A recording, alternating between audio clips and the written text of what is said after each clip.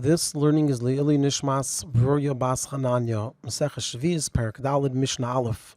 Barishayna hayu emrim, originally they would say, Malakit Odem Eitzim Va'avonim Va'asavim Mitoich Shaloi, a person is allowed to gather sticks, stones, and grass from their own field. Kederach Shu Malakit Mitoich Shel Chaverit, just like they're allowed to gather from their friend's field, because it's obvious when they gather from their friend's field that they're taking it not to prepare the fields they're planting, because it's not their field, but rather in order to use these items for their own use. And in order to make it clear that when the person is gathering from their own field, they're only doing it for the use of the items, so the rule was that es hagas, hagas.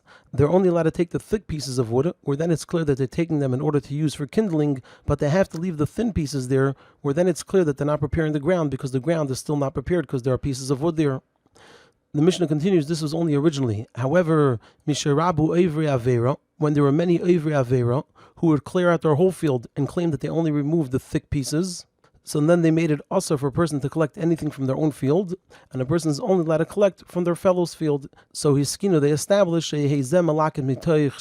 this one could collect from this one's field, and this one could collect from another person's field. So each person is only allowed to take from another person's field in order to use the items, but not in order to prepare the field. And in order to make sure that it's not being done to prepare the field, so it has to be Shaloi b'toiva, without getting any appreciation. Ve'ein tzarich leimer, and of course we don't have to say that it can be she'yikatzitz lahem b'zeinis, that the person gives them food in exchange. They can't give them anything in exchange, and this way it's clear that the only reason the person's taking these items out of their fellow's field is because they want to use the items and not that they're preparing the land for planting.